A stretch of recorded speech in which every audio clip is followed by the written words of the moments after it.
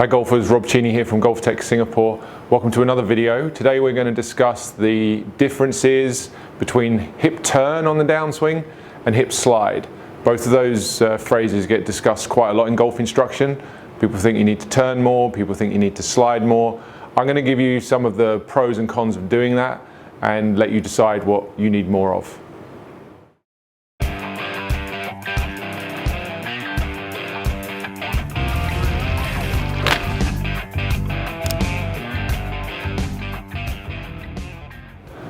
Okay guys, so let's discuss hip turn versus hip slide.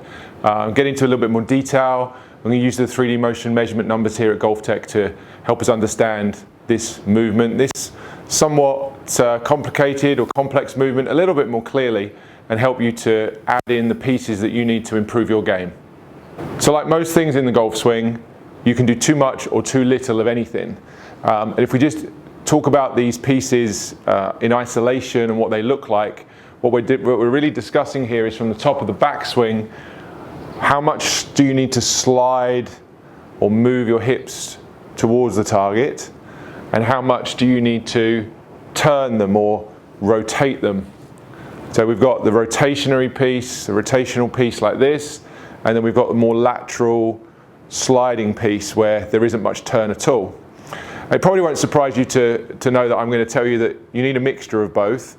One of the great things about the stack and tilt system is it really helps you to identify how much is too much or too little of something.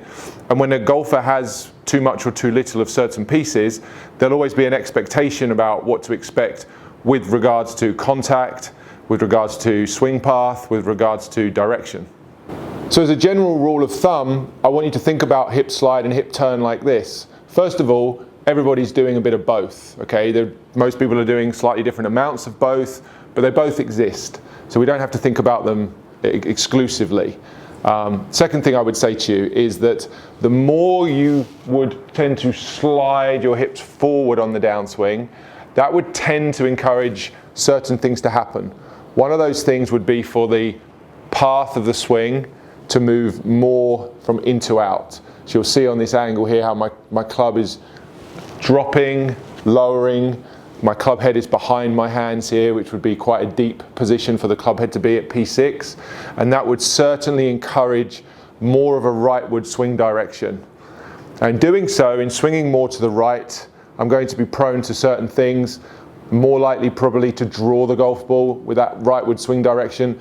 But of course, if it gets too excessive and too far to the right, I'm going to move my low point back. I'm actually going to move my hips forward, but because of this excessive tilt backwards that I'm doing here, I'm shifting my swing direction too much to the right, and I'm actually likely to hit the ground before the ball. So I'm going to have some contact issues there potentially.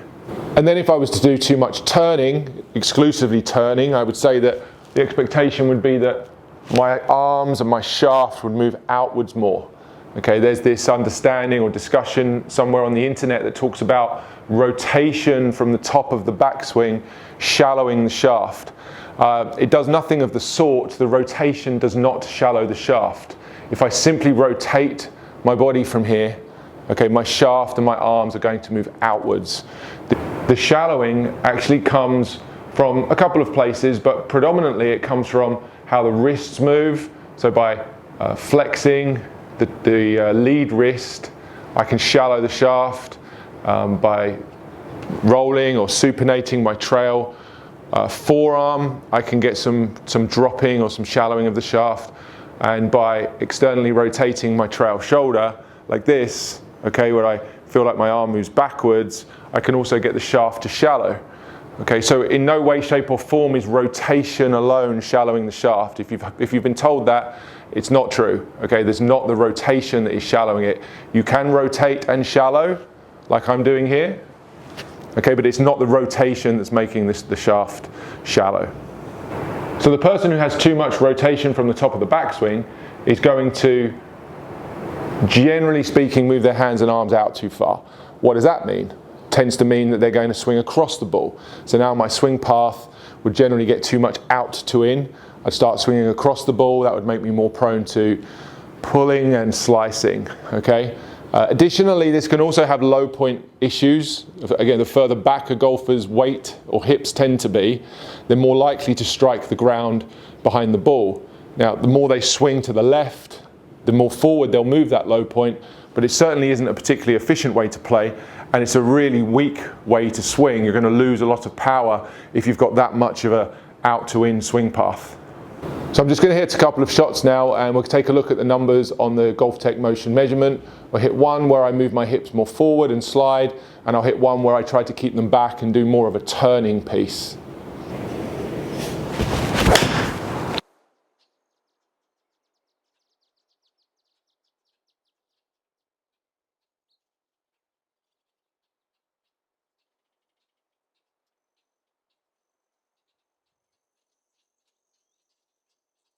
Okay, now I'm going to hit one where I try to feel like I turn my hips as much as possible, not sliding them. I'm going to try and do as much turn as possible.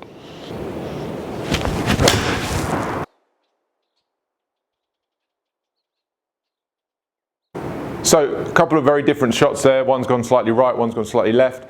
Let's take a look at the data and compare and see what the differences are. Okay guys, here's both the swings up on the screen. Let's take a look at them. So the swing on the left is the hip slide swing. That's the one that I wanted to maximize the hip slide and very much reduce the turning. And the swing on the right is going to be the hip turn swing. So that was the opposite. More rotation on the downswing, less sliding. Let's take a little look at both of these. I'm going to take them both to the top of the backswing because really the conversation in today's video is really discussing how the hips move on the downswing, and are we going to slide them more or are we going to turn them more. So if we take a look at the swing on the left, I'm just going to pull out the hip sway numbers here on our sensors at GOLFTEC. I'm also going to pull out the shoulder turn numbers and the hip turn numbers so that we've got some comparisons that we can make here. Because here we were really talking about swaying, or how much the hips slid to and from the target, and also we were talking about turning, more rotation versus less. So let's get into this. On the left hand side, the hip slide swing. As I start down, we move from a blue number of with hip sway. That's my hips being close to the target, possibly in GOLFTEC numbers a little bit too close to the target, really looking at that point in the swing like I'm going to swing from in to out, which I do. As I move down, my hips continue to move more forward. That would be something I would expect given the fact that I was trying to slide my hips as much as possible. So my hips keep moving down to P5, P6, they keep moving further forwards. We reach P7, we have a hip sway number there that's green. That's a PGA Tour average number. That's very much an accepted amount of hip sway. And you can see that my hips have moved progressively forwards from the top of the backswing. Additionally, my turn numbers are not excessively open. I have a very stable, very standard shoulder turn number at impact when my shoulders are 34 degrees open, and my hip turn number at 29 is actually a little bit on the low side. Once again, I would expect that based on what I was trying to do, slide my hips more, turn them less. The outcome of the ball, we know I hit it heavy, wasn't a great contact because I had too much slide. I actually pushed my path far too much to the right, and that's why the ball pushed to the right. So the expectation in terms of ball flight, in terms of contact, was very much what I expected. So that's good. I have a system. I know if I add more of that piece, it's going to encourage those things. If I take some of those things away, I would expect a straighter ball flight with better contact. And if we compare to the right-hand swing, which is our hip turn swing, we'll use the same motion numbers, we'll use the same line on that hip just as a reference. As I start to swing down, I'm going to notice that my hip really hasn't started to move back through that line at all, and certainly nowhere near like it did on the hip slide swing. Additionally, as I get to P6, you'll also notice how the shoulder turn and hip turn numbers there have turned red. So the red is indicative and an indication of too much rotation, which would lead to a swing path that was more out to in or across the ball. Hip sway is already starting to move back, that's turned yellow. And by the time I get to impact, my hip sway is nearly 4 inches away from where it started, and my shoulder turn is excessively open at 57 degrees, with my hip turn far too open as well at 49 degrees. What would I expect to happen with that swing? I would expect my swing direction to be not into out anymore, not to be so far pushing the ball to the right. I would imagine I'd swing more across the ball. The actual numbers on the screen is that my swing path on that one was 0.2 degrees into out. So it's effectively a dead straight swing path. And given that my natural tendency with my 7-iron would be to be somewhere in the region of 4 to 5 degrees into out, it makes a lot of sense to me that I'm about 5 degrees either side of my standard when I'm trying to do too much hip slide or too much hip turn. So the outcomes there were very much expected. I was showing you that you can change your ball flight, you can definitely change your swing path by adding or taking away slide or rotation depending on your individual issue. Most of you are going to fall into one of those categories, particularly if you have a lot of curve on your ball, lots of slicing or lots of hooking. So let's just take a step back onto the mat and let me share with you a couple of drills that you could do if you needed to add more hip slide, or if you needed to reduce the amount of slide you needed and actually add more hip turn. Okay, first up, for those of you wanting to get more slide, grab yourself a water bottle. One of these will do just nicely, and I'll show you how you're going to use it when you're making practice swings and even hitting shots in order to add more slide to your downswing. So let's take the water bottle and we're going to place it on the ground just inside our trail heel. So it's upright, it's sitting against my right heel, and the idea here would be that as I make practice swings on the downswing, I'm going to try and move my hips forward. I'm going to try and move my trail leg and bank my trail foot inwards so that I knock the water bottle over. See how that creates this tilt in my pelvis and in my shoulders. So this is an exercise you can do as a dry drill without a ball, and you can practice swinging through and knocking the water bottle over. That's going to encourage you to move your hips correctly on the downswing. Now, that's in stark contrast to someone who, if you're a spinner, somebody who stays back too much and turns their hips, you're going to notice that if you did this exercise and you tried to hit the ball, you'd actually be able to make a swing and the bottle wouldn't move. So that would be incorrect. That would be too much spinning backwards, too much pressuring the trail foot. So one more time, I'm going to make a practice swing, I'm going to move forwards. As we move forwards, we're going to knock the water bottle over. And once I've done that a few times as a dry drill, I'm now going to go ahead and execute the drill exactly the same, but we're going to introduce the ball. So we're going to hit the shot, looking to knock the water bottle over by sliding towards the target on my downswing.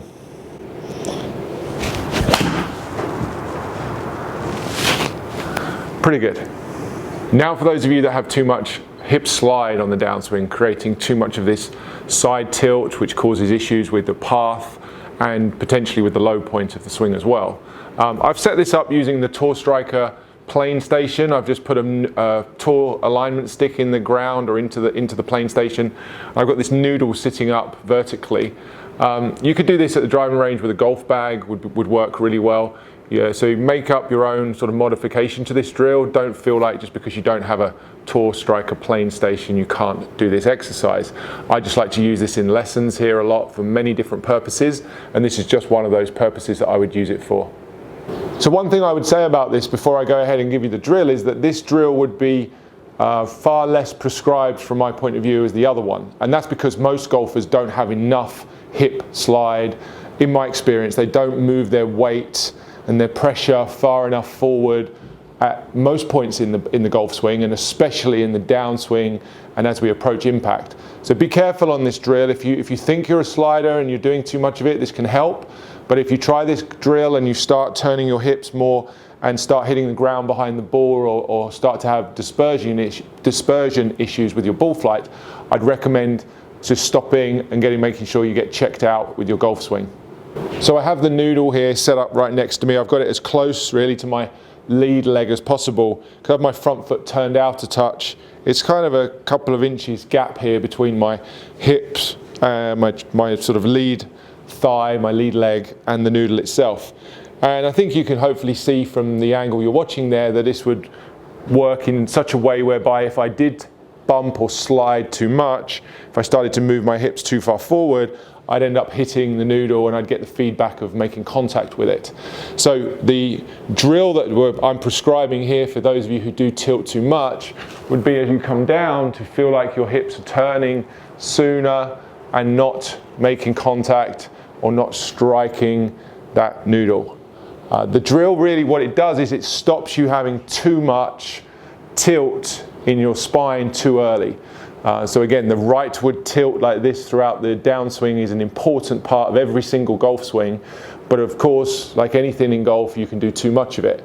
So for people who are bumping their hips and sliding their hips too fast, they would hit this noodle, they would create too much axis tilt, which is the spine tilting backwards, and they would have many issues which we've discussed already, low point problems and swinging too far to the right. So with this example, if that's you, you're going to get to the top, you're going to turn your hips, and not hit the noodle, and that's going to help to straighten your swing path. It's going to keep you slightly less tilted at impact, and it's going to allow you to reduce the number of times you would probably hit overdraws and hooks. Once again, once you've practiced this a couple of times, some dry drills, go ahead and add the ball. You can certainly make full swings at the driving range or on the practice ground doing this drill.